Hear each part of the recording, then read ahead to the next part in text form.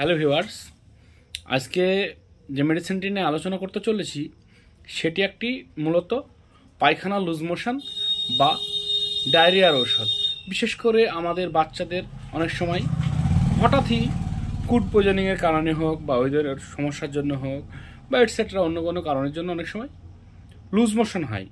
তো এই loose motion হলে আমরা হঠাৎই চলে যাই ফার্মেসি বা পাড়ার কোনো মেডিসিনের দোকানে।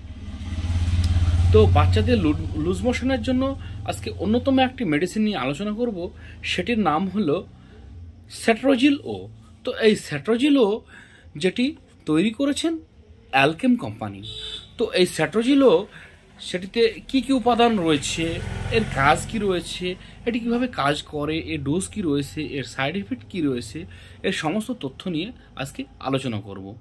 তো এই সেট্রোজিল ও যেটিতে দুটি উপাদান রয়েছে, একটি হলো সেট্রিনিডাজল আর একটি হলো অফ্লক্সাসিন। তো এই সেট্রোজিল ও সিরাপ যেটিতে সেট্রিনিডাজল রয়েছে 75 mg ও অফ্লক্সাসিন রয়েছে 50 mcg। তো দেখতে পাচ্ছেন কতটা রয়েছে। তো এই দুটি উপাদান একত্রিতভাবে তৈরি হয়েছে সেট্রোজিল ও।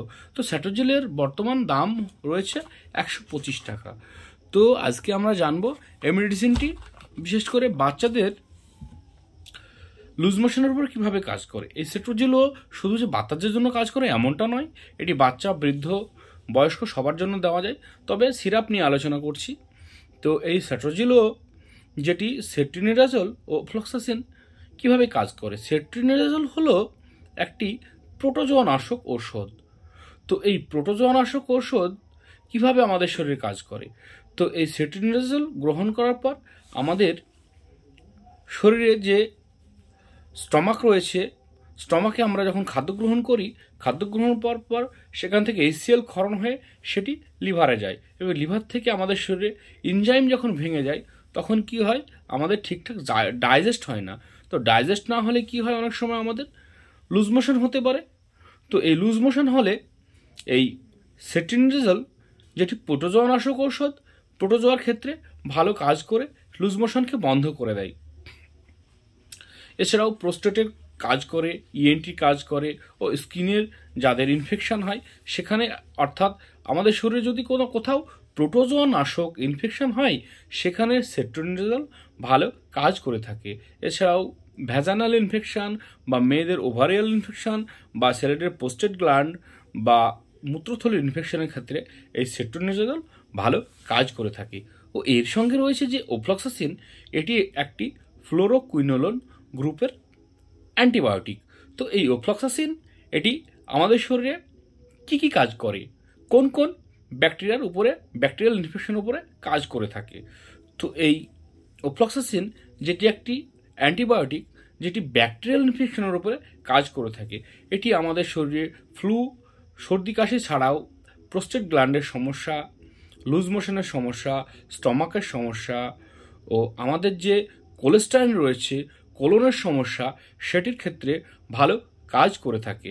এছাড়াও ENT অর্থাৎ নাক, কান, গলা ও বিশেষ করে দাঁতের ইনফেকশনের ক্ষেত্রেও এই অফ্লক্সাসিন যে মেডিসিনটি ভালো কাজ করে থাকে।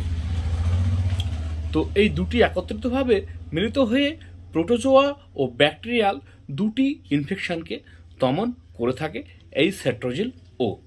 তো এই সেট্রোজিল ও যেটি গ্রহণ করলে আমরা কিছুটা সাইড এফেক্ট লক্ষ্য করি, যেমন বমি বমি ভাব, পেট ব্যথা, পেটে যন্ত্রণা, অনিদ্রা বা মুখের স্বাদের অস্বাভাবিকতা বা পেট ফুলে যাওয়া বা পেট ফেঁপে যাওয়া বা অত্যাধিক পরিমাণে এই সেট্রিনিডাজল ও অফ্লক্সাসিন একত্রিতভাবে সেবন করলে কোষ্ঠকাঠিন্যর মতো সমস্যা হতে পারে।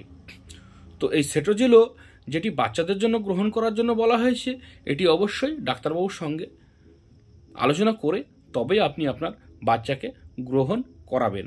বাচ্চাদের দেহের ওজন, বাচ্চাদের শরীরের উচ্চতা ও বাচ্চাদের রোগের গতিবিধি নির্ধারণ করে ডাক্তারবাবুরা মেডিসিন সিলেক্ট করে থাকেন।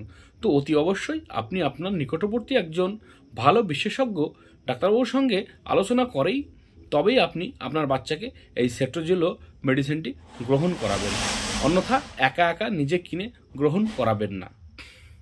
তো আপনার বাচ্চার যদি অন্য কোনো সমস্যা থাকে, কিডনি বা হার্ট বা লিভারের সমস্যা থাকে, তাহলে এই মেডিসিনটি থেকে বিরত থেকে ডাক্তারবাবুর সঙ্গে আলোচনা করে তবেই গ্রহণ করবেন। আজকে এই পর্যন্তই। পরবর্তী ভিডিও নিয়ে আবারও আলোচনা করব আপনাদের সম্মুখে। ধন্যবাদ বন্ধুরা, ভালো থাকবেন, সুস্থ থাকবেন, শুভরাত্রি।